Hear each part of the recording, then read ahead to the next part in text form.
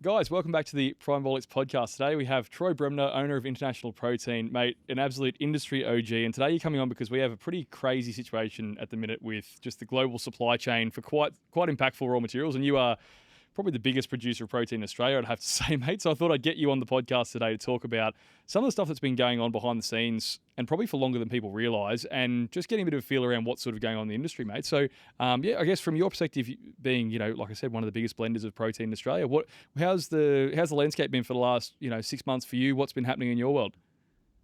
Yeah, look, I suppose, the landscape has been roughly the way it's been explained to us, sorry, but it hasn't matched what the industry expects it to be. So, I might speak to you or I might speak to a large shop owner and I say, whoa, we got bad news from 2 to 5 years. Not in the volume sold, but definitely in the cost, so the Mm. happiness of getting that sale. And then, I'll speak to a shop owner and go like, mate, I just had four brands in here come in here and tell me in 3 months the price is dropping by 20%. I'm like, I'm speaking to 18 of the largest dairy producers in the world, and none of them are telling me this. And then obviously 3 or 4 months goes by and speak to the same shop owner, he goes, shit, you were right. The price hiked. So, there's a few things that go into it. At the moment, milk supply, they're saying, is not the problem. It's actually the capacity to turn that into either WPC or WPI. So there's plenty of milk coming out of cows, but they've only got so many factories that can produce so much whey and so much whey protein isolate, and the consumption worldwide has gone through the roof. Yes. This has become this has become really interesting because you haven't seen this many convergences of people where you've got like a mix of fixed supply in like fixed input, but yeah, you're dead right. Yeah. Like with with Ozempic and GLP-1 agonists, with like with the like an aging population, there's all this stuff going on where the demand for protein is so high now from all these different groups of people that never really looked at protein previously. And you can see it at your local supermarket, right? You walk down the aisles at Coles and Woolies and you see protein drinks, protein yogurts, you see high protein snacks, high protein bars, you see like high protein milks and drinks, and almost everything seems to be fortified with a WPI or an MPI or something now. So I guess what have you been seeing in terms of supply chain with with your ability to actually secure material? Has that affected anything as well you see on the back end for you guys? Look, definitely, like, you go back 2.5 years, and if we might have looked at a large export going into China and we wanted to set 6 month or yearly pricing for them and ask for a 6 month or a yearly set price on any form of protein, there Mm. wasn't one supplier in the world that wouldn't just laugh down the phone at you and say, we set 3 month pricing. Yeah. We don't even go to 6 month pricing, not even for the volume that you guys go. Now, supply is so tight. The first time in our life, we have got many of the major guys, Fonterra, everybody saying, if you don't secure a 1 year contract at a time, we can't guarantee in 4 months that we can actually give Wow. you the supply. So really, they're getting into the boat where you might come along and want to buy 1 or 5 ton as a new manufacturer or brand. They're going to be, we don't have it because it's already secured by all the guys that put in the year-long contracts. Wow, so this is going to be a bit of a survival of the fittest, I guess you'd say, right? Like in only the people who've got the cash flow, because I don't know if they're like this. The people who are going to listen to the podcast, it's a mix of customers, so people who are actually walking into the supplement stores buying Yeah, protein powders. There's also other brand owners as well, but it's an interesting mix that I think a lot of time the consumer doesn't always see the long lag effect of when supply gets to you guys, like you're talking a year out. Then when you guys are yeah, blending through to us, we sit on 3 months worth of stock. Then we then supply to the market. Then the market sees it in stores, and it can be a year apart between what we're seeing and what customers are. But I see exactly what you said before, where there's this mismatch happening, right? Where people are talking, like, yeah. you'll hear like, oh, I think it's going to come down soon. I think prices are dropping. It's a very long term like play. It takes a very long time for this stuff to wash through. But for you specifically, Troy, in more recent times, have you seen it take a bit longer, or I suppose is it happening? Is it moving faster or slower at the moment in terms of changes? Like, are you seeing the spot pricing like fluctuating a lot, or is it more steady but it's just harder to get? Like, what are you sort of seeing? No, look, the price has definitely been fluctuating. You know, no person in sales likes to give somebody bad news. So even the people we deal with when we're dealing with major dairies, whether it be Glanbia Nutraceuticals, Wisconsin, Fonterra, NZMP over here, when you ring your point of contact, they like to put a positive spin on the sales call. So, they're normally like, things are tight, they're stabilizing, these happen, but then next time you go to put an order in, the procurement person from the same company sends through this hideous note back, the price is now here, and you go, hold on, I thought it was stabilizing. So we haven't had a period in probably the last 18 months where when we've had to redo a contract, the price hasn't dramatically jumped, Wow. So, and it's even to the point that at the moment, the use of whey protein isolate has become problematic worldwide because everybody, from Ozempic users and everything else likes whey WPI. So there's only a certain amount of it produced and we're using all of it. In fact, we're about 40% under, they say, the world's demand for it at the moment. Huh. And there's been some investment in America and some other countries in building new WPC production plants. And America had 3, I think, launched in the last 2 years. But as they launched, the usage went up so high that they still ran short. So that was meant to fix the problem, but the usage went up. But at the moment, nobody's investing in new WPI plants. From what I've been told, and I'm not an expert in the building of these plants, they say at the moment it's about a $2 billion investment.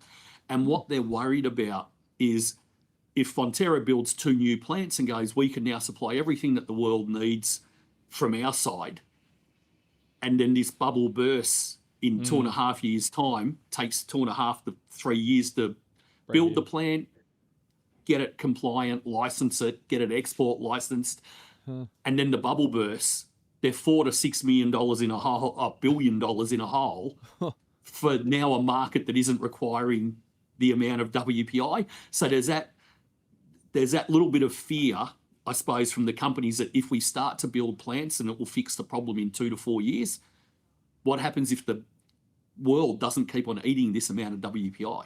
Which we've seen in other areas, right? Like you've seen that with cheese production and like how there's a big trend towards going lactose-free, dairy-free, and that's impacted how much the demand for some of those, sort of goods in grocery and stuff. So I can understand the hesitance to put a few billion into a project and just roll the dice. But so I can see here with the way you're starting to talk, where you've got things might take 2 years to commission the factory, then you've got to bring that into actual manufacturing, then you guys buy in quarter to 2 quarters to a year's worth of timing. So I'm starting to get this picture of where you're talking the next few years, this might be a bottleneck, right? Like this can cause, because you can't really put fresh supply coming in without people investing years to recommission factories to increase production.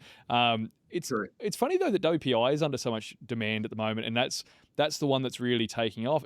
Can you sort of put that down to anything? Because in sports industry, obviously we have a mixed demand. We sell a lot of blends, but you also sell a lot of isolates to our customer base anyway. Like, it's unusual to see so much WPI just really, like that seems to be the thing that's really hard to get at the moment. It is, and a lot of that's been, there's sort of 2 factors going here. A lot of that's been to do with medications where doctors now recommend WPI because of the quick gastric clearing. And if you're taking anything that slows the gastric clearing down and you feel sick after a meal because you need to clear it quick, obviously WPI is being recommended. And whilst bodybuilders, weight trainers, athletes might use a blended protein throughout the day if they're going to have shakes, and then they use a WPI straight after training because it makes more sense with the constant delivery of protein. People who are using medications where they want quick gastric clearing are using 4 to 7 serves a day of WPI. So they're using more WPI in a market where people never used it. So Wow. That sort of become a problem. Then a couple of years ago, people don't realize this, a good chunk of the world's WPI actually comes out of Germany and countries around there. So about 2 to 3 years ago, let's say, they got blue tongue disease. Doesn't affect the milk, doesn't affect anything, but just at the start of the milking season, and 10% of the herd had to be vaccinated. And under the European standards, once they're vaccinated, you have to destroy that milk for the year. So 10% of the herd they couldn't use that milk, and that created a little bit of a short supply coming out of Europe, and that started that bit of a price war. Because what used to happen was, let's say, when New Zealand was going out of its milking season, America, Europe are coming into their milking season. America floods the market. Europe, who's normally a little more expensive, drops the price to compete against America. And us here in Australia, who have to buy WPI everywhere, Fonterra has to match them with whatever they've got left. We go, happy world. Yep. Oversupply, price is where we want it. Then all of a sudden, Germany didn't have that supply, or Europe didn't have that supply, and they were buying American WPIs, and it became a short supply. So then, Right. business is business. Fonterra's like, we don't have to drop the price because there's no cheap WPI. America's like, we're short of WPI, so we're not running any specials. We're not running any bulk buys. Buy it or don't buy it because we're going to run out. Then we got out of that and things were starting to look good. And then Europe unfortunately got foot and mouth disease in the same area, and 3 months worth of their whole supply WPI had to be destroyed. It wasn't necessarily infected or had any problem, but it's just under the European standards. They're very tight, much like Australian standards. There was just no risk. And also Australia would never allow a country that's got active foot and mouth to import a dairy product here. So we thought we were out of it, and then that sort of hit, and there was a 3-month supply, and we had a contract customer. Actually, we had multiple 40-foot containers on the water about to land in Australia, and they actually got taken off the port and shipped back. No way. God, we were in that thing where everybody's like, but you said this price. I said, yeah, but the protein didn't arrive. It never got here. Is that, it's crazy to have those back-to-back rolling things, because it's like, I think where you can see where you're setting the stage for the last 12 months, where you've had blue tongue, then foot and mouth as well. So and Europe is like a big food bowl, and then the American market picks up the slack if not, but then America's tight as well. And then you've got like this double bottleneck where both major dairy producers we can't buy off, or at least limited amounts, and there's lags in supply. So like where I was starting to see some interesting conversations, talking to other sort of manufacturers and brand owners and so on, was around like shortage of just being able to get the material by about Q2, Q3 this year being really, really hard. So for customers at home, like listening to this here, and just talking about your favorite, protein products you're getting at your local supplement store, I was looking at price rises. I think everyone knew price rises were coming. But in terms of availability going later into this year, is that something you're concerned about? Is that something that's becoming a big issue on the back end? It could become an issue. For us, it doesn't appear to be an issue now, because a lot of companies are prioritizing current customers with a certain amount of volume. They know how much they're going to produce and how much you need, and you sort of lock that in for the year. And that's the idea of those extended contracts now, to make sure that the people they're doing business with this year are the same people hopefully they're doing business with next year, and we don't all go out of business because there's no supply.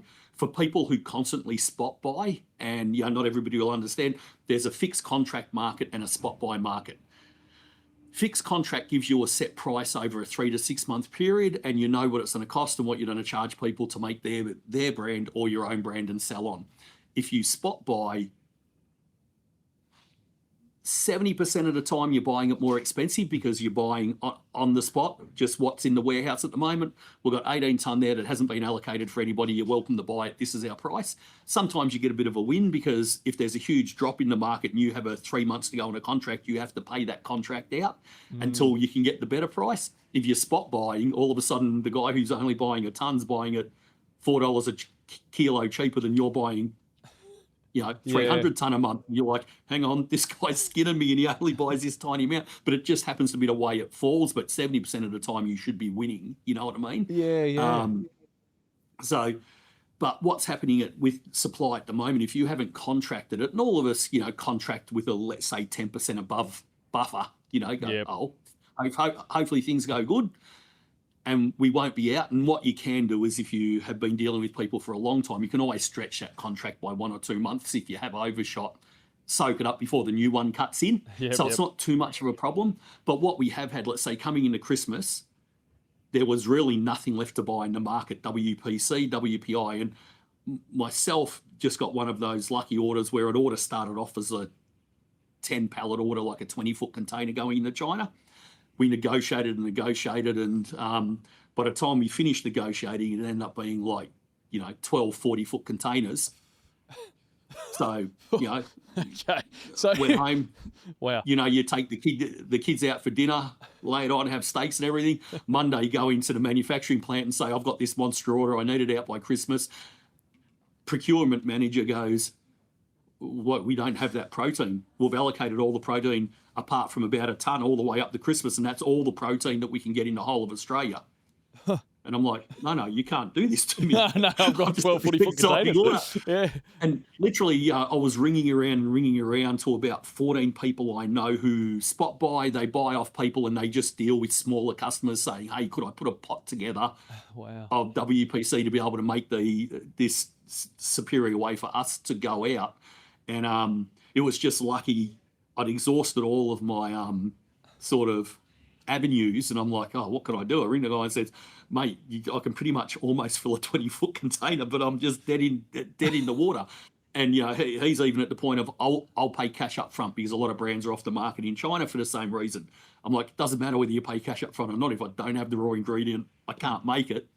And then actually, I was lucky enough. I had Dave from Pivotal ring me and say, hey, Troy, long time no speak. We don't often do business together, just not that he's got awesome protein streams, it's just not the streams that we use. Yep. And he goes, mate, I had a customer I bought in all of this stock for. He's managed to take 2 ton out of a 42 ton order. I've got 40 tons sitting here. You don't know anybody who's looking for WPC at the moment. I'm like, Dave, this is your lucky day. I'll take all. And we were able to make it. But that's the first time in 27 years that I haven't just been able to, all the planning and all the stuff you put in play, sometimes an order like that just falls in your lap and you hadn't planned for it. Yep. I can normally just text 5 or 6 suppliers and say, hey, look, I need another 24 ton real quick. And I go, still got it in a container, Troy, can you unload containers? I'm like, yeah, we can unload containers. I go, you'll have it in two days. I'm like, thanks, boys. Send us the bill. And that's just been the way for 27 years. You know what I mean? Yep. And now it's the first time ever I've rang everybody and I said, there is zero. You can't get any. And in fact, you can't get any till second quarter after Christmas unless it's already contracted. And I was just like, fool, that was a high and a low over a 24-hour period of like, I've got the order, I've lost the order, and then I got the order back. that roller coaster seems to be how business has been the last sort of probably 3 to 6 months, particularly. I mean, you probably even extend that to the last 12 months. I think last year you put a lot of business owners through the ringer, but I think this last particular 6 months or so has been quite volatile in a lot of markets, and we've seen some other stuff. Like even yesterday, I got through some emails around all the fuel surcharges coming through from couriers as well, and then you've got that layered on top. So are you starting to see? And then we've got Iran happening in the background, playing around with some sea freight coming out of Europe too. So like in terms of like coming into Australia, because you would have to be probably the biggest importer of raw ingredients coming in. Is any of these sort of factors in like hit yet, or is that going to be something that comes into the future? Do you think, or? It is something we're starting to see on freight going out of Australia. We have locked in freight pricing coming into Australia until the end of June. Right. But obviously, if fuel's still a problem at the end of June, it'll be that shock of, let's say 1,800 US to 2,400 US express freight coming to us for 40-foot containers at the moment. It'll get to the end of June, and then all of a sudden they'll be like, your new price is 11,000 US for a container. I'm like, yeah. When I ship in those 5-pound, 1.8 gallon jars, and I'm only getting 3,400 in a container, I'm like, this is going to dramatically affect the price of the finished product. It is funny. We had this chat. I think I've been lucky enough to have you on before when I had the What's Up podcast, Troy, and we were talking around COVID times, and it was back then. It was freight was the big issue, right? Where I remember you talking about it was like a pallet used to be call it $150 to land domestically, and then it went to like $1,000 a pallet, something ridiculous during that whole COVID bubble. So we've seen it before. It's like even the fuel charges at the moment. We have fairly good rates because, as you're aware, we have a manufacturing plant, and 3 kilometres away we have a holding warehouse. That's the nature of Australia. Whether you have gold blocks or you have the same space of dirt on the land, it's about the same price. So, we just haven't been fortunate enough margin-wise to be able to consolidate ourselves to a 30,000 square metre warehouses. So, we've ended up with a few smaller ones. But we transport finished stock only to 3 kilometres, and it's just standard in transport at the moment that you get this. It used to be a $500 fuel levy for every pickup, even though they're driving 3 kilometres and come straight back to the same warehouse. Yeah. So it went to 750 2 weeks ago, and I rang and said, "Hey guys, look, you're doing 12 trips for me a day. Could we not consolidate it down to you charging me $3,000 a day or something, because you're not even using, $400 in fuel. Like, in the whole day you've only driven 36 Ks. Like, come on." Yeah, go on. And they're like, no, that's our standard thing. It's the same across all transport. So obviously I sat down with our CFO, Yash, and we ran the numbers and contacted a trucking company, and it should be finished hopefully in 2 weeks' time. And we have sent 3 of our staff away to get medium articulated truck license, and we bought ourselves a truck. And that's awesome. That works out for us.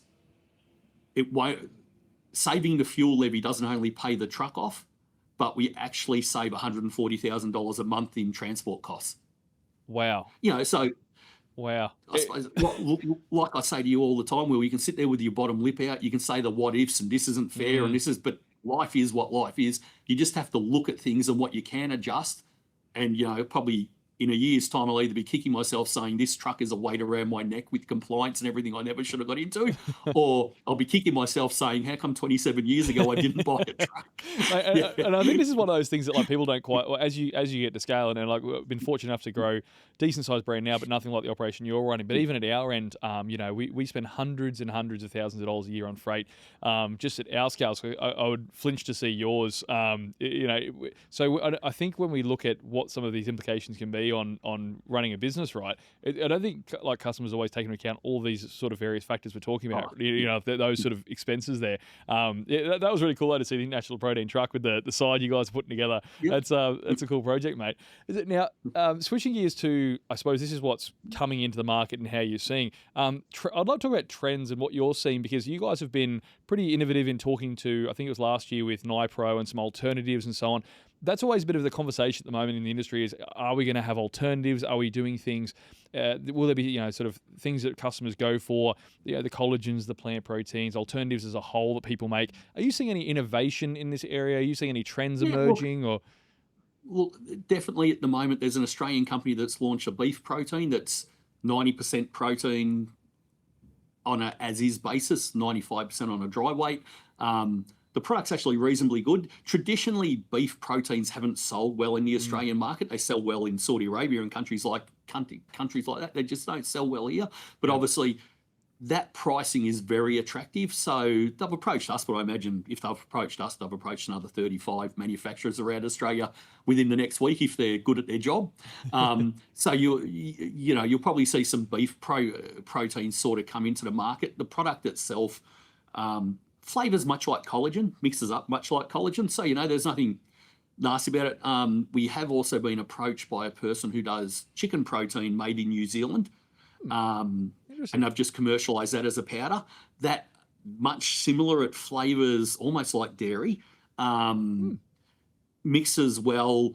That, it's funny, there's an RTD drink in Thailand, has been for about 10 years. It's the biggest drink in Thailand for protein drinks. You get it in 7-Eleven, costs about 37 cents Australian, but that's making in a country where wages aren't as high.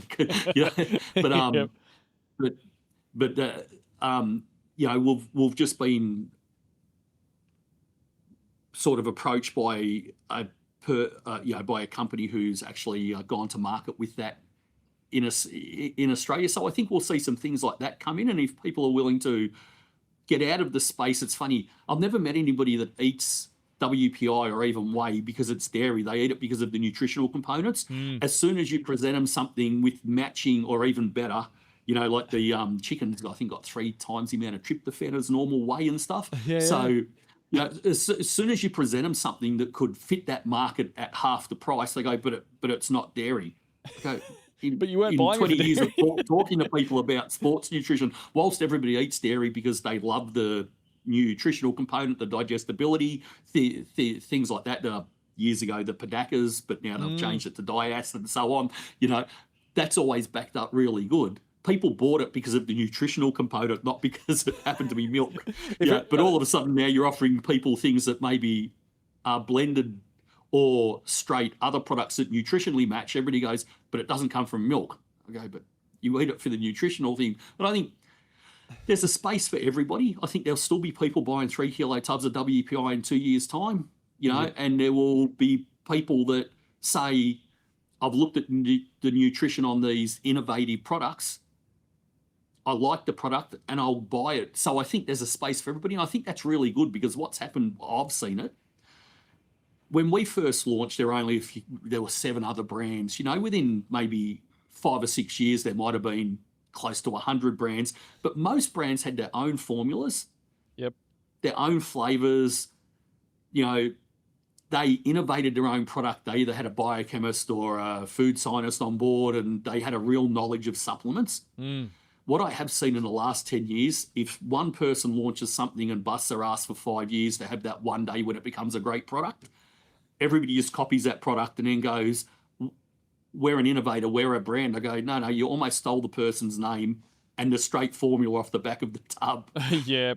I think in the next 2 or 3 years, we'll see a lot of companies that have really good staff, and you'd be one of them because you formulate and you're always looking for that latest thing. That will develop products and launch in the market that will have a lot of education behind them, and hopefully it'll bring back the market to that education standpoint that it was 15 years ago, where you wouldn't just launch a WPI, you'd launch a WPI and you might add a little bit of arginine and glutamine because you thought that would make it even better than WPI to help people recover, because WPI can be somewhat lacking a little bit in total amount of arginine, and you could market that. Now nobody would understand that, you know what I mean? Yes. So I'm looking forward to the innovation. Yeah, mate, agreed. I think there's been a big flat spot, actually, weird enough, in the last few years. I think it was almost since, probably would have been about 2022, 2023, when Dynamine first got banned, and pretty much that marked like there was a large TJ reform and a lot of things got around that sort of era. And we saw post that a bit of a lull in the market where you're dead right, mate. It's been very formulaic, very repeat, very cookie cutter sort of approaches.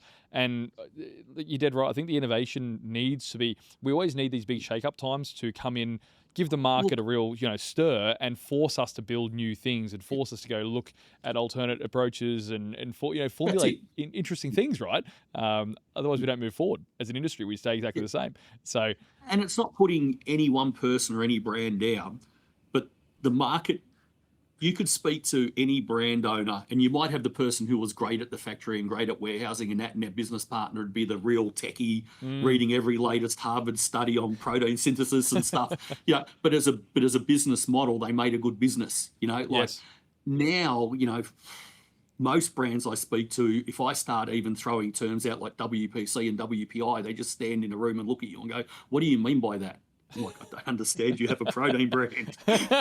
so a lot of people have got involved in the business because they see a hole, or they might weight train, but I quite often use this adage: if you're going to throw a few $100,000 of your money away on a brand and try to make it successful, don't do it just because you happen to weight train. Do it because you have a passion about food, supplements, how they interact with the body, because you'll need that passion to get through the times when you're not making money for the first 5 years. So and I say to people, like, I love to ride my motorbikes. I'm not a mechanic, I'm not an engineer, so I don't go and build an engine in my own garage, do any of those things, because that's not my expertise. I say, just because you bounce a basketball doesn't make you Michael Jordan. But everybody who's ever picked up a weight and done a 12-week diet all of a sudden becomes the supplement guru. And if you ask them about the Fazan's food law, how many calories are in carbs, protein, they'll tell you some wild story about carbs having triple the amount of calories as protein. You're like, no, it's not that's not the truth. Like, can't eat carbs after 6 p.m. So, I think a lot of people get into it because they see a business, they want to be entrepreneurial and want to be their own boss, but they get into the business without fully having a background in manufacturing of food or supplements, and that's where they can run themselves into a little bit of trouble, and you end up with all of these what we call chicken soup products on the market. Which is what- 55 ingredients in them, nothing's at an active level, and nothing even makes sense. In fact, half of them counteract the other ingredient. it's mate, dead right. Like this is a pretty. So the barrier to entry dropped, I feel, and in terms of like Yeah. people going into the marketplace and entering the marketplace, a lot more access to information than there was before. It was almost impossible to find manufacturers before. It was like you only get an introduction if you knew someone who'd then like tee a call up with you, and it was a really different time when. And I'm only this year's 11 years in, so I can imagine 20 odd years ago it was probably. I mean, there was probably no industry for this. You guys had to build the factories. Yeah, no, you pretty much had about 3 manufacturers that even wanted to touch powdered dairy in Australia. They're either doing, baby formula and ice cream mixes and things like that, and they wanted to talk to you about your 18-ton blends a day, and you're like, oh no, that might be a little bit much for a startup. And then you had other guys like Steggles Nutrition that did a lot of vitamin premixes and that would do dairy. But the same thing with that, because of their compliance and having some TGA licenses and things, by the time they told you what your first 10 tubs or first 150 tubs were going to cost you, you're like, it would be cheaper to go buy it off the shelf and just put it in my tub. Whereas now you look at it and you do see that, and I think it's really good now that we're starting to see a resurgence with, and it's probably one of the few limelights of social media is that people are getting access to more information than ever, and so people they're looking for brands with more, and they're turning the panel around and they can just take a quick photo of it and upload it now into chat and ask, what is this thing do? So it's now sort of, I'm seeing that education focus coming back in, which is great. That's always been our approach. But it was much stronger in the industry, definitely when I started, and probably even up until about 5 years ago. But there's this big shift in the market where it's definitely been, like you've said, more, I think that lower barrier to entry, more people coming in, testing, giving it a go, but not quite. You really do need to have some pretty messed up grit to last in it for a decade, because it does just, it's a roller coaster every day, right? There's always fires to put out. There's always dramas. There's always something going wrong. If you're not really committed, it's just going to kick the shit out of you for a few years, and you'll just sort of limp off and wash your hands of that 6 figures. But I see with what's coming up this year, I'm actually excited for the innovation part is quite fun. Now, in terms of it's like switching gears off the non-protein aspect with it as well, and just industry as a whole, because I'm curious to see what you get to see the whole picture. You do not just protein products, you blend everything, and you work with some very large clients. So in terms of the industry as a whole for this year, looking forward, what do you think is going to be? What do you see playing out? Or what are some of the trends you're thinking are going to be really big in 2026 for the industry? There's a few things going on here. Obviously, at the moment, we're seeing, I wouldn't really call it innovation, but if you open up Facebook or Instagram, and obviously the algorithm pumps out anything that they think you're interested in. And for me, I open it up and just get flooded with ads for 520 meg caffeine pre-trainers. Oh, yes. As we all know, anything over 320 is against the law in Australia and in the poisons license. But so I wouldn't call them innovative as much as everybody's looked at what the trigger points of what certain people want in these products and just maximize those. But we're seeing a heap of them coming out. But we just I won't name the brands, but I got a notification from Brisbane Port yesterday, just as a new nutrition company importer, that they had seized multiple shipments last week of different brands, and they actually named out all of the brands and what they'd seized them for. Really? And 7 of them were for having over 320 megs of caffeine in pre-trainer try products, and there were some gel products that you might see in cycling stores and that. Wow! Once again, they had exceeded the caffeine limit, so obviously something they're focusing on. But I think there will be an innovation. I think Switch did well, especially a few years ago with coming out with, marketing around adrenal stress and things like that. I think with the use of caffeine, V's, Red Bulls, yes, I think that's a huge market where people feel stressed. They feel under the pump always. They never feel like they're succeeding in a day's work without realizing they're actually doing probably a lot, but it's the constant, I suppose, stress or adrenal stress and fatigue that actually makes them feel like they're not achieving anything. So I think there's a huge market there. Massive. And then probably another market over the next 3 to 5 years.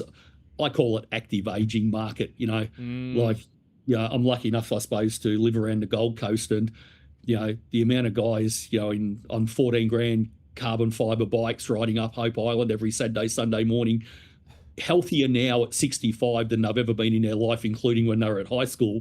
It is. It used to be little groups. Now it's just massive. It is. and it's no different than women of a certain age that are hitting the gym now, looking better than they've ever looked, getting healthy. So I think there's a whole movement there of active aging, and a lot of those guys are eating a lot of protein as well. But protein's probably the gateway drug into the rest pre-traders, supplements, fat burners, test boosters. You know what I mean? Dead right on the stress part. Like in my spare time, I've been doing workouts. Workshops where I'm doing I call it the burnout boot camp, and it's for people who are burnt out business owners. Mate, it is crazy how many people are just absolutely fried. Because it's that you're right. It's that constant drip feed of either dopamine because we're always on social media, or it is that background cortisol just constantly because they just never switch off. It's always call, text, email, work, drama, train, food, caffeine, coffee again, skipping lunch, get a coffee, energy drinks, pre-workouts, fat burners on top. The amount of caffeine in people's lives is absurd. Like we cap out at 300 milligrams in our pre, and you go into a store and you present it and they go, oh, that's nice. I didn't have a low stim offering before. And I was like, that's exactly. I was like, what do you mean? It's got 5 different stimulants in it. It's 300 megs of stimulant. But that's their low stim option now, which is why. And so I agree with you. I think the trend that's emerged is the mega dosed pre-workout concept, which I think it's interesting. You see that in the UK markets and stuff for years now, but it's weird to see the stimulant megadosing is huge. We used to see big whacks of L-citrulines, big whacks of your beta-alanines and betaines, but now we're seeing 500, 550 milligrams of caffeine plus English walnut plus nootropics, and it's absolutely absurd. People are already so burnt out and so fried and so adrenally stressed that it's do you really want to be having half a gram of stimulant on top of that? Do you really want that as well? We got a little bit over 100 people work in the factory, and we got some younger people work. They'll rock up with 6 Vs or 6 Red Bulls to put in their lunch boxes for the day with nearly no food, and they forever seem to be suffering a form of anxiety. And once you get to know them, and they'll work with us probably for 6 or 9 months, and for some reason they'll join a gym. Go, work at a protein company, I probably should join a gym. You go, well, that's good. And you say, mate, do me a favor, just for a month, try to spend less time on your phone and stop drinking any energy drinks. Don't take a pre-trainer just for a month. And I haven't had one of them not come back, skin's cleaned up, look fresher, say training's gone through the roof, I'm recovering, I'm sleeping well at night.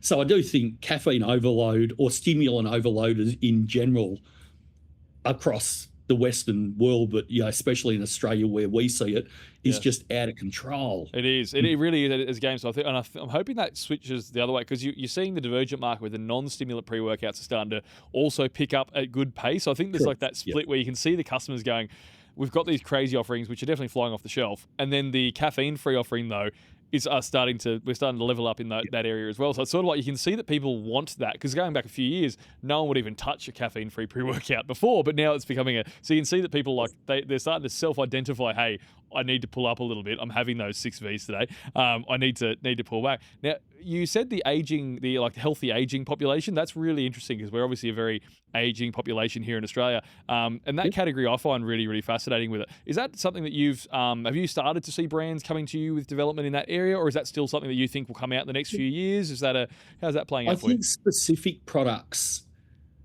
will come out in the next few years. I see brands that speak to me constantly about how to approach that market, how to market to them. I think at the moment we're lucky, years ago we all used to market to bodybuilders, but you didn't really have to, because they all knew why they wanted to eat protein and wanted what you had to sell.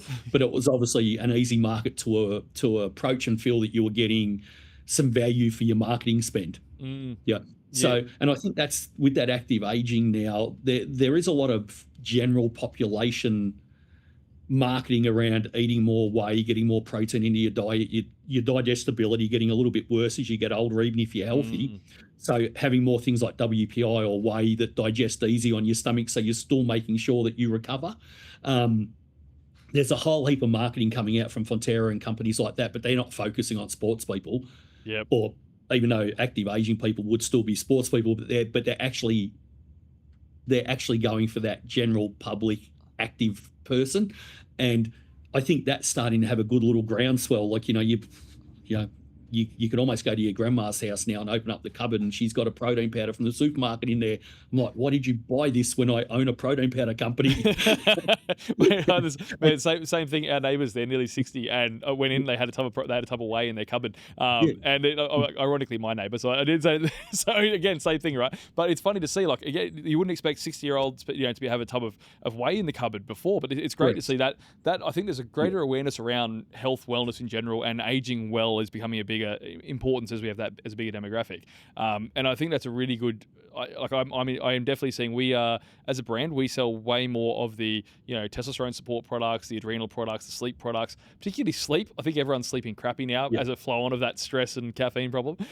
So those are big. But you did identify a market earlier in the podcast, which I didn't pick up on. I've heard another sort of factor playing into this whole sort of protein problem we're having. So the Chinese market apparently has really ramped up demand as well for dairy. Now, has that been a long-term trend, or is that more of a recent development as well that you've seen? Look, would have been 9 years ago, I went over to China. My distributor invited me over. He was going to do a booth at China Fit just for international protein. He goes, "Oh, would you come over?"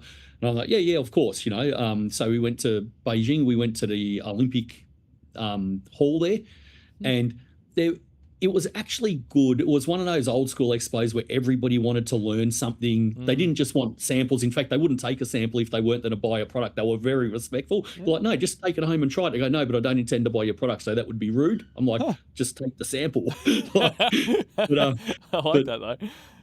But it's funny. The first year there probably would have been maybe about 150 people displaying there, and exercise bikes, fitness programs. Yep.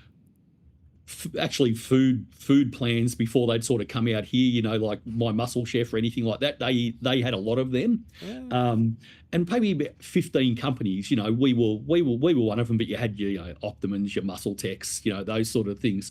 That was the first year, and it was busy and great. The second year I went there, stayed at the same place. It went over 3 levels. You couldn't even walk around in a whole day.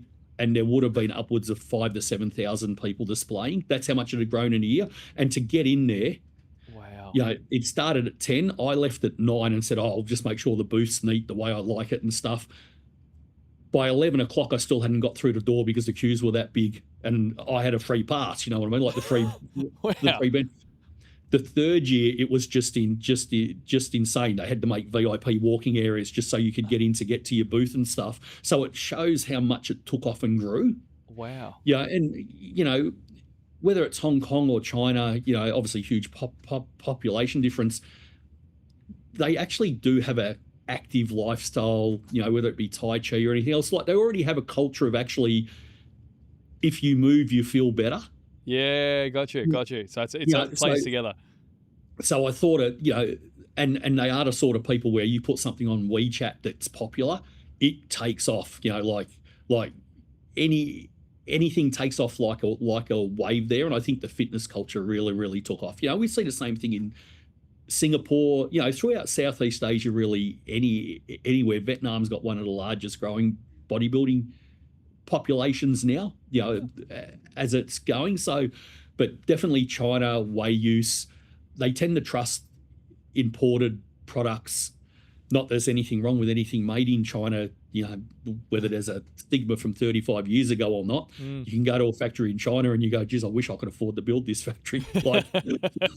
It's incredible. A lot of the world's like pharmaceutical products are made in China. I think there's a lot of misconception around quality over there, but it's amazing to hear the growth rate they made of like that again, that active, healthy population. And it's more emerging market of just Gen Pop, right? It seems to be a bigger consumer base. I think I'd love to see the raw data on the consumption rate now in Australia with the everyday person who just wants to throw a protein shake in as a healthy breakfast because they just know it's good for them, or like the elderly with sarcopenia, or with people just going to Woolies just buying the protein puddings and all that. I'd love to see it because I would have an inkling that would probably be already like really outweighing sports nutrition demand and the supplement industry's demand for product. So it's an interesting thing seeing like mass market growing, and finally I think as a country we're a lot more aware now that we need to be healthy, we need to invest in our health, and it's something we should be doing. But yeah, it's just funny. I've noticed more and more suppliers, manufacturers talking about like demand in China growing, and it seems to be actually quite a big factor now, where it's actually influencing the amount of supply in the market too, right? Well, look, China and Russia always affected the world whey pricing more than WPI. So when those countries thought they were going to go into very hard winters, or maybe there'd be too much rain and there'd be mudslides and floods and things like that, they used to buy up a lot of the world's demand for the year of whey, so they had surplus in their own country. And that used to be the major fluctuation we'd hear from most dairy suppliers. We'd be like, why is the price getting so sort of scary now? They go, oh, China and Russia are buying everything up. Russia, not so much.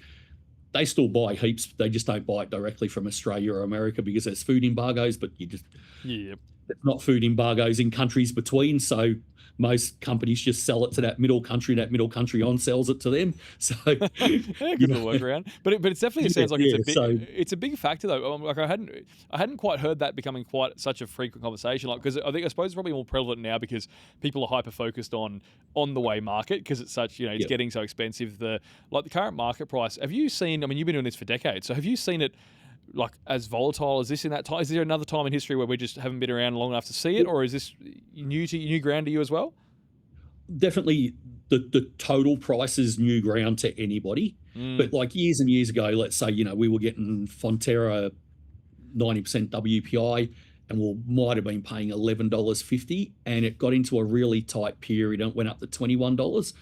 And at that stage, we all thought we'll go and broke within a week, and this wasn't going to be sustainable. The market grew about 240% that year, strangely enough. I think because there was a currency change, the Aussie dollar dropped through some political moves dramatically used next to the US dollar. So at that time, I think about 90% of the market was actually made up by US imports. And then US imports, because the Aussie distributors still buying in Aussie dollars, and it got to 50 cents. It was up at 78 cents, and at one time $1.05 to the US. Then it got down to 50 cents to the US, and a lot of the American products went off the shelf here or become super expensive. Yes. And that was really the footprint where the Australian product could get out, and consumers said, I'm not paying $240 for something the Australians are selling for $130.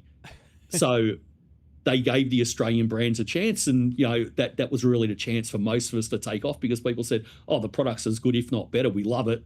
We just hadn't tried it because everybody wanted to buy everything American. You go to China, everybody wants to buy everything Australian. You know what I mean? Yes. A few political changes like that have really allowed the Australian market to take off. I see it in Brazil at the moment, over the last few years, where Brazil's got a really strong dairy industry itself. You used to only see imported products, and then when COVID happened, people started producing blended whey products in Brazil, and now there's a lot of really strong Brazilian brands. And we see the same thing in India. Over COVID, things got really tight. You could never sell an Indian brand in India, hardly. It was very hard. But then when they couldn't get anything in, people tried some of the Indian brands and said, hey, these things are good quality and really well made. And now Indian brands make up a good segment of the Indian market, which is great, Yeah, it's funny. That's probably a trend we should have touched on. I think definitely that shift probably around COVID time as well, when it was a combination of it went from like 78 cents to like 54, something sad, and then fuel, like import freight was like beastly expensive, and we just couldn't get stuff in, and it gave Aussie brands finally a chance to really shine through, and that's probably the first time we got a look in, and the Australian supplement industry has just boomed for years continually after that, taking up that slack in the market, right? Well, I think I've said it to you before, Will. When it probably got to about 12 or 14 brands, really big recognised brands in Australia that shops were stocking, and then Nutrition Systems had most of the shelf space and everything else. They had most of the American brands. At that time, it was fairly cutthroat. There was a fair bit of respect between owners and that, but reps on the road, if they could walk in and say that something had failed a test and should be recalled and you hadn't been told, they would tell a shop owner that truth with no truth. Like, they were cutthroat. It was savage. And I remember once I used to let my temper get the better off me a little bit, probably back in those days, and I had a rep who was spreading a lot of stuff that was totally unfactual. In fact, well, it's about a creatine he reckons I was selling from China. At that time, we didn't have a creatine product. And I've got shop owners ringing me up saying, mate, you know, you're selling this creatine that's really high in mercury and hurting people. I said, I don't even have a creatine product. What are you talking about? So it's wild. and I ended up catching up with him just past him in a shopping centre once and snapped a little bit. So he said, mate, best we have a little bit of a chat, you know. And I said to him, I said, mate, you're spending all your time trying to knife every other Australian company, like the whole 12 of us, when 90% of the market's imported American products and you never say a word about them. We should band together. We make up such a small segment of our own market and we're just after each other every day, not after the American brands. Oh, mate, it's really gone to it. Now look at it where it's like before when I started the brand in 2015, it was like you couldn't get, they looked at Australian-made products as, you know, were you made in a bathtub? They're like, well, you have this bad reputation. Now it's got to a point where like we're respected globally for our quality of manufacturing and for our stringency, and it's really great. Like we added, we've been in New Zealand for 18 months now since I set up, you know, Prime Box New Zealand, and like same thing over there. Like they share the same sort of reputation quality. But it's great to see Australia and New Zealand have such high quality manufacturing and so stringent with Fazans and TGA and what have you. We're actually now at the point where Aussie brands are finally getting a look in. They're finally being appreciated. Like like we're actually getting we're preferred, which is really cool. Now mate, I know we're getting towards the end of your time, so I just thought, sort of switching gears to bring it home for this year going into it, because it looks like there's a fair bit going on. There's a lot happening internationally with conflicts and some other fun stuff happening. There's a lot of changing costs. There's a lot of raw material supply chain things happening. So for business owners out there, because a lot of guys who are listening to this one here will be business owners themselves, not necessarily just in the industry, but you know, small business owners, high performers, people trying to, you know, optimize health and so on. But a lot of them being business owners. What is some of the advice you've got for guys who are running their own business or building a business this year, going into 2026, just trying to have a crack at a market that seems to be shifting every 10 seconds? Is there any sort of advice from someone who's been doing it for 2 decades like you, mate, that you think would ring true for guys in this era? Yep, it's definitely constant. Yeah, it's little circle, big circle sort of stuff. Concentrate on the things that you can change and are in your control. And if you haven't done them well enough, let it hurt your feelings and do them better. If shipping triples in price and you have to put a price rise through because it's costing you more to ship a tub in than what it's actually costing you to make a tub, that's life. It's out of your control. Sweating all the, you know, people love to live in what I call the land of what ifs. The land of what ifs doesn't change your reality. You need to live in what's actually happening. And you can only adapt it. Yeah, and I say this to people all the time, like, you know, no different than my reps will contact me and say, oh my God, a price rise, this is the end of the world. I'm like, the whole world's going up, not just us, so relax. If it's just us, I understand your panic. If everybody in the world goes up, that's just life. Admittedly, to fuel, you know, and there's going to be other flow-on things in Australia to worry about. Like at the moment, you know, people don't realise because we want to be healthy and just make other countries pollute the world. We don't make our own fertilizers anymore or anything like that. So, you know, we get it all normally from the Arab countries. At the moment, they can't get fertilizers out. If this goes on for another 3 months, we're going to come in the spring and we're going to hear like supermarkets just can't get a lot of food products. You know, like there's a whole flow-on effect that people are just looking at fuel. You go, but there's other things we get from those countries because, as I say, you know, we stopped making urea in Australia because we didn't want to be a pollutant, but we still buy urea from every other country and use it in Australia. So as a world effect, I think we're still at the same amount, but still, you know. So, you know, and really, I say this to people all the time. If you associate with people that talk about work-life balance constantly and stress constantly, you feel stressed and you feel like you haven't got a work-life balance. If you associate with people that are like, that's my job. Yeah, and if you ring me up and you're a shop owner and you want to talk at 7 o'clock at night just about the industry and, you know, a bit of training and where do you think we're going, Troy? It's not really that hard. Other people are going to be like, oh my God, I'm blown out. I don't get a rest from this. You know, if you just enjoy the process and enjoy your work, you get through life without too much stress. If you're constantly thinking answering the phone call, 3 phone calls a day is stressing you out, you probably shouldn't be a business owner. Well said, You know, mate. Well said. People have to have a little bit of reality in that. You know, to be a business owner, you have to like to take risk. You have to be willing to lose some and win some, not always win. You know, and I notice that, like, I see some people I think are hugely smart and will take a risk, but if the risk doesn't pay off, they lose all their confidence and it almost crumbles them. Like, you know, they are legitimately like, I need to have a hiatus for 3 years. I cannot cope. And you're like, hang on, mate, what, if over a whole year you've taken 45 risks and 38 of them are paid off and you're still in front in the bank and your accountant's still patting you on the back, happy days. That's life, and it's, if you're starting a business to put a manager in and not work in a business for the first 5 to 10 years, the manager's going to run the business better than you and step out and take all your customers. So if you start a business, you have to be willing to dedicate your time to it. You can't start a business to say, I'm going to retire within a year, go to Bali, get a few tattoos and do some social media posts, because the guy running your business for you is going to see the value of how he's building your business. And probably, if he's smart enough, say, you're putting no work in, I'm doing all the work, why don't I just do it for myself? It's a bizarre trend of that, isn't it? Where I think it went the opposite way. It went massively hustle culture when I started the business back before, where it was like, work until you spew every day. And then it went the opposite way, where now it's almost like, you're right, the trend is to want to go and start something as a passive income. Nothing is nothing is passive, right? Like nothing in life is passive. Everything will require a degree of effort and a degree. So it's funny watching that, where I see like the complete polarity now of where a lot of, you're dead right, people are trying to start lifestyle businesses or try and start businesses that don't, where they straight away have it under management, or they're building it for it's a funny change. So I don't think if that was the attitude I'd approach with 10 years ago, of trying to go on an exit window within, on a plan B within the first 12 months or whatever, you'll never get anywhere. You need to be able to commit a very long time horizon, probably longer than you think too. If you think 2 years is probably 5, like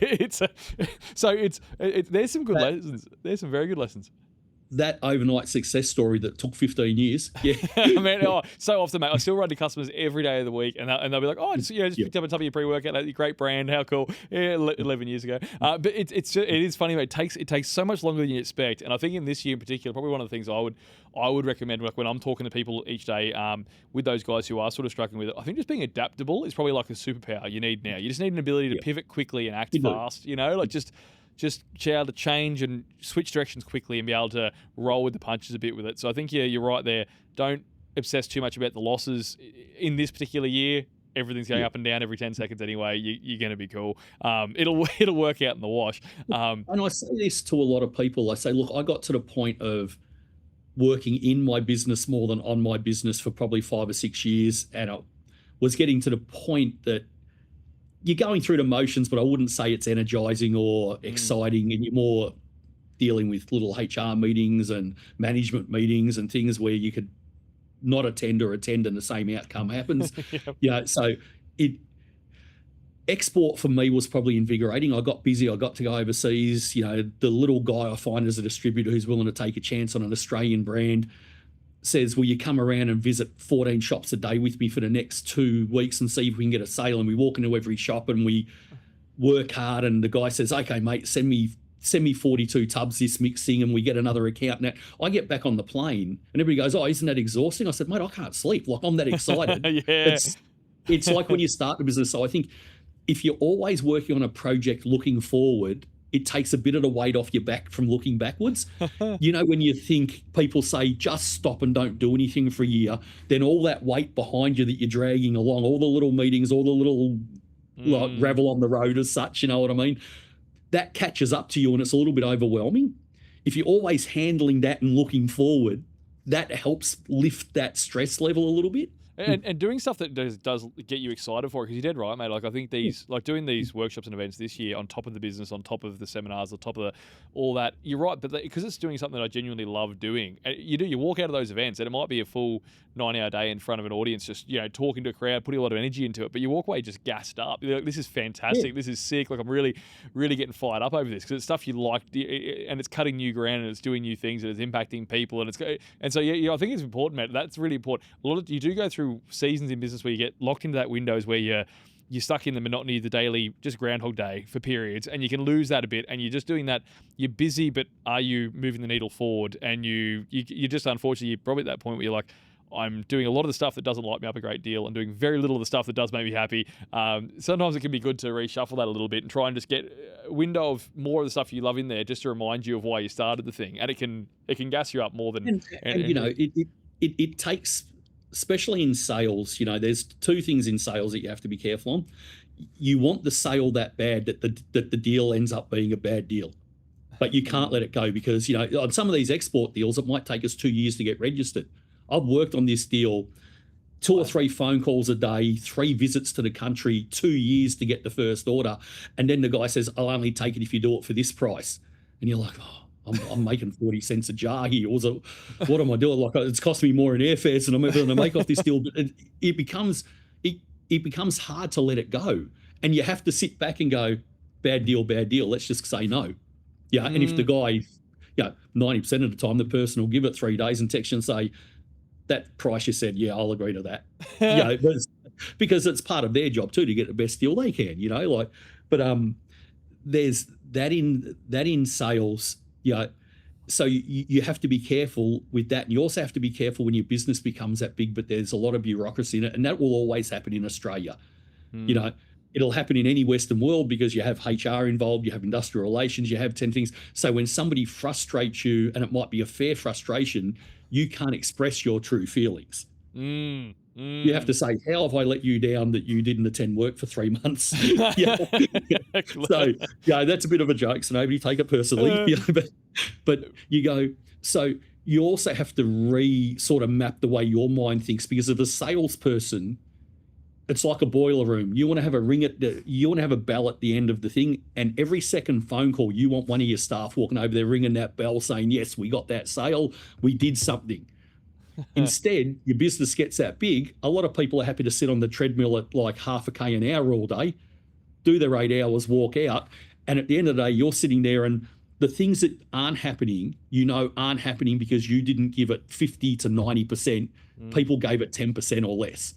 So that can drag you down when it comes to stress, because you sit there going, that was low-hanging fruit, and we're missing it because of our own, I shouldn't use the word laziness, let's say our own lack of effort. Yes. And as a business owner, I always say this, I said, if we give 100% to something and we don't get it, I'm still proud of the work we put in, and I know we put in good work. If we put in 10% of something and we don't get it, and we get it to somebody I don't have a lot of respect for in business, that weighs on my mind a little bit. I'm like, but why? Like, why didn't we? So I think if you give something 100%, you're not 100% focused on the outcome. You're focused on, you can put your hand on your heart and go, there wasn't 1 ounce left there wasn't 1 T we didn't cross, 1 I we didn't dot, one extra bit of effort. You go, okay, we didn't get it, but you'll learn from the process, and that's something good. You're like, why didn't we get it? Why did this happen? We get a little bit philosophical. We've talked about it, Will, all the time. We get undercut by guys either in shops or, blending contracts we're quoting on. We give the person, they're a good customer. They're a big size customer. We give them a good quote to say, so-and-so is $7 cheaper than you on a jar. I'm like, I'm making $1.80 a jar, packing it for you. Go to him. 3 months later, the guy comes back and says, oh, that guy just went broke, left me hanging. I'm not going to be able to fill my orders. Can I get it made? So there's a little bit of that where, unfortunately, people are willing to lose money, or they're not looking at their business as much as they should be. So they might be looking at gross margin, not net margin, or they might not be, like I've had a customer just recently, and he says, oh, when we do this is how much I make off the product. I'm like, oh, look, mate, that doesn't make sense to me. We're just having a general conversation. I make the product for you. You're telling me what you sell it to the shop. I'm just using my phone calculator, and these numbers are making no sense. I go, how much is your freight? How much? Oh, I don't count any of the freight or my staff costs or the rent. I'm like, hold on, mate. You could be selling this at a loss. Mate, this is valuable. He goes, no, because I bought from you for this and I sold it for this. I said, but that's not encompassing the running costs of your business. No, mate, especially when you got like a road team, reps, cars, fuel, tolls, and like commissions, taxes. Like it's wild, mate, how much you have to actually move in Australia to get the needle. And I think people don't always see that as a consumer, like, because we have a lot of customers listening to the podcast as well. They don't always see how much goes into getting that tub on the shelf that you picked up that day, how many hands it's gone through, how much the freight, both 3 times usually quite often per unit, all the stuff that goes in the back end. But for business owners who are listening to this, because this was that section, definitely learn your numbers religiously, because that is the stuff that at least that I've noticed every year I've had to become more and more financially literate. I've had to spend more time with the accountants learning that stuff inside out, because it's like 1% becomes your whole world at scale, and the bigger you get, the more that amplifies. So it's like you have to become absolutely just dedicated to learning your math, because if you don't, you're right, you'll end up, you won't even know it. One day you'll get to the accountant's office and like I always say, turnover or gross profit is great for bragging at the pub. But if you're talking to your accountant, he's talking about net. Yeah, and that's a very different reality, unfortunately, for a lot of people. But Yeah. Troy, man, there are some great lessons there with towards the end, though, from the business angle of being like adaptable, able to continually put all of your effort in, though, so you make sure at least even if you don't get those opportunities, you're not going to regret it. I think regret's the thing that probably keeps you awake more than the actual effort, right? In the first place. Even from a failed pitch or a failed idea, you learn. Like, it's impossible not to learn, because there's little lessons along the way. There's things while you're failing. You see somebody else succeeding and you see a slight difference in approach or a slight difference in the way that he understood the market. And you go, oh, yeah, actually, ours whatever is this setup and his is that setup. And I see the let's say, start to finish of the process is easier. He made it easier on the middle customer, who's our customer, like the shop or something. Yep. And that whole process is why he's tick those boxes. It's no different than when we started. I try to keep the same philosophy now, where if somebody rings my phone or somebody rings the office, answer the phone and help them with the problem. If you can't, give them a time frame. Say, hey, I'll follow you up in a day because I need to get an answer from a third party about shipping or whatever, and I don't have that answer. But at least don't just not answer your phone for 3 days because you don't have the answer, because it frustrates people. And I got that.